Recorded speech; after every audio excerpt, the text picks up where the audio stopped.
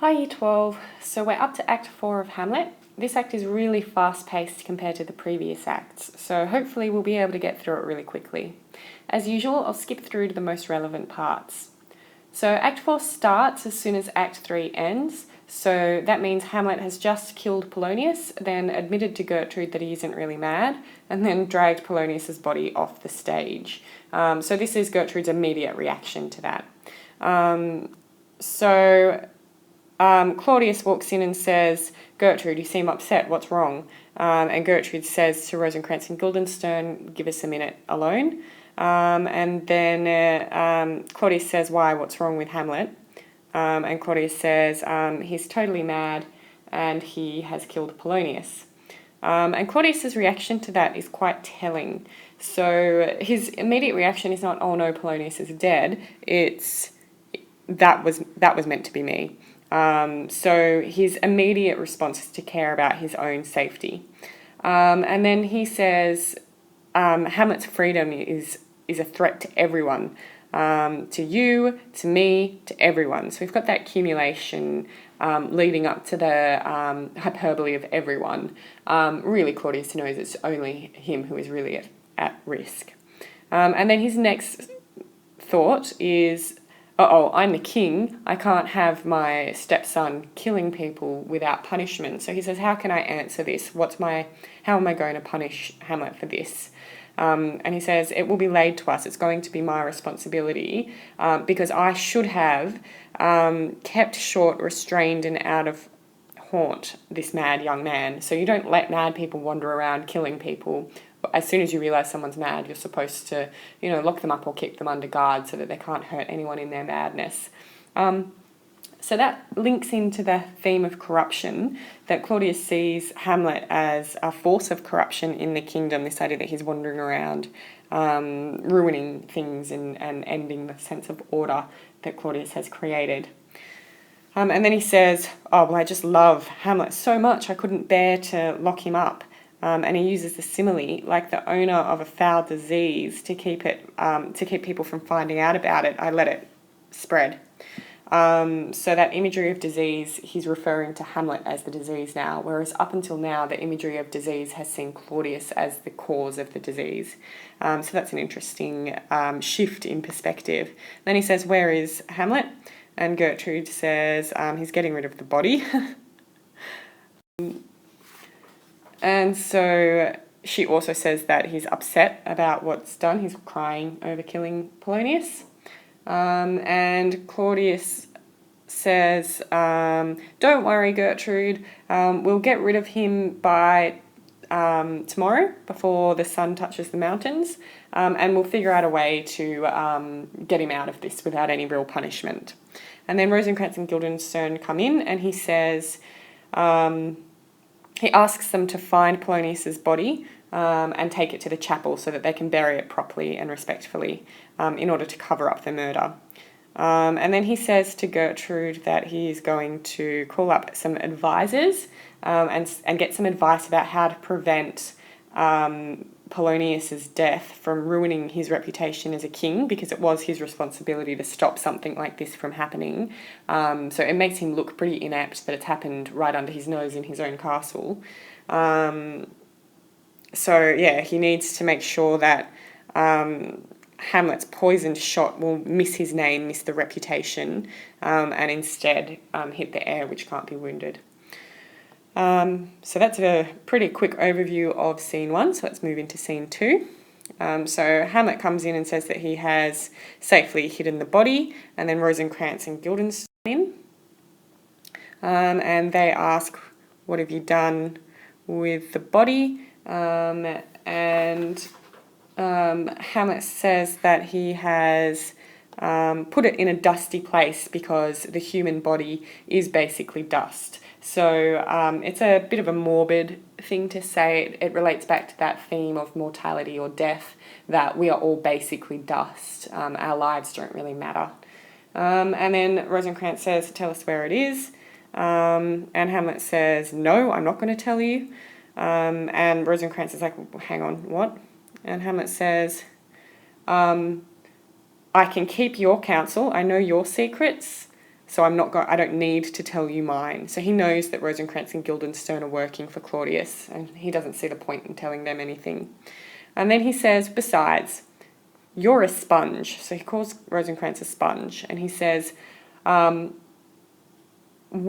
would the son of a king answer a question that a sponge has asked? The sponge is not worthy of being responded to. So it's a bit of a class thing to say. It's commenting on their the disparate nature of their positions in the society. And so Rosencrantz is sort of like, you think I'm a sponge? And then Hamlet explains the metaphor there. So he says that you're a sponge because you're soaking up the king's pleasure and the rewards that the king is giving you and the authority of the king. And then he gives a bit of a warning. He says, but watch out, because it's all serving the king in the end. And when he needs what he's given you, all he has to do is squeeze you, and then he'll empty you out and he'll get back anything that he gave you. So the metaphor there is not just insulting to Rosencrantz, it's also serving as a warning that Claudius can take back exactly what he gives you. So it's not going to serve you to serve the king. Rosencrantz doesn't understand, and Hamlet says, good, you're too stupid to understand. Rosencrantz says, tell me where the body is. Hamlet insults Claudius by saying that he's nothing. And then he agrees to go and see Claudius. And that brings us to the end of scene 2. So let's see if we can get through one more. So scene 3, Claudius is telling the people who are attending him that about what has happened. And he says that he can't punish Hamlet because Hamlet is quite popular with the people of Denmark. And then he says that the people of Denmark love Hamlet not because of their intellect or their judgment or their reason, but because of their eyes, because of their sense of love for what Hamlet represents. So he's saying basically that in the fight between intellect and emotion, Hamlet is popular because of emotion. And then he's quite disparaging about that. He says when people judge based on emotion instead of intellect, the punishment is weighed to be worse than the offence. So people will feel sorry for Hamlet if I do anything against him instead of caring that he actually killed Polonius in the first place. So then he says, in order to keep everything calm and not make anyone upset, I can't send him away as punishment. I have to make it seem like I deliberately did it as an act of goodwill. And so then there's the hard D alliteration there, perhaps to show his sense of desperation or maybe the sense of anger that he has towards Hamlet. But this section here is also a proverb, which is based on the imagery of disease. So it basically means that desperate times call for desperate measures, but he's saying in particular a really bad disease needs a really desperate cure. So then Rosencrantz comes in and says we can't find out where the body is, and so Claudius says bring him in and I'll find out. So Hamlet comes in, and Claudius says where's Polonius, and Hamlet says he's at supper. So then Hamlet says he's at supper not eating but being eaten. So Polonius is the supper for worms. So then he makes a fairly deep comment where he says humans fatten up other creatures so that we can get fat, but we're only getting fat for maggots. The whole purpose of our existence is so that maggots can eat us. So it's quite a negative thing to say about the meaninglessness of human existence, particularly with the really negative emotive connotations of the word maggot there. And then he goes on to say that the difference between a fat king and a skinny beggar, there is no difference because they might be two different dishes, but they're all just feeding the worms in the end. So it's about the idea that the class system that Hamlet has clearly bought into, because he keeps using it as his basis for insults, he's coming to the realisation that in the face of death, class means nothing. So then he goes on to say, make a comment about the cycle of life. So he says, a man can use a worm that has eaten of a king in order to fish, and then that fish that has been caught with that worm can be eaten by a cat. So the idea is that a king can be eaten by worms, then that worm is eaten by a fish, and then the fish is eaten by a cat. And then he goes on to say that then that cat is eaten by a beggar. So it shows that a king can go from being the most important person in the land to being a meal for a beggar. So it shows that your position in life is really meaningless in death. So then Claudius is like, no, come on, where is Polonius? And Hamlet starts off by just saying, go to hell. But then he says, but you'll smell him. If you don't find him, you'll smell him underneath the stairs in the lobby. So Claudius is like, right, he's under the stairs in the lobby, and sends people off to get the body.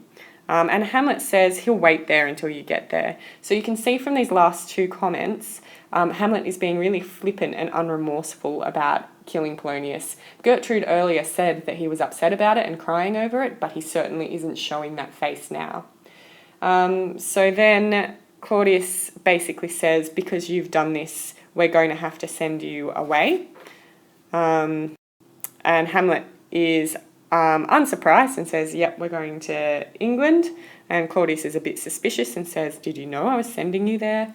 And then he ends with a bit of a dig at Claudius, calling Claudius his mother. It's quite a disdainful thing to say. Then Claudius says to Rosencrantz and Guildenstern, hurry up, make sure that you leave tonight to go to England. And then they leave, so he has a nice little monologue there where he says, England, if you do your duty, you'll follow the instructions that I've sealed up in the letters and you will kill Hamlet. So he is admitting there that he is planning Hamlet's death, not just his exile to England. And then he says why it needs to happen. He says that Hamlet is like a disease in his blood, and that in order to be cured of this disease, Hamlet has to die. So again, that imagery of disease is being used to apply to Hamlet instead of Claudius through these three scenes.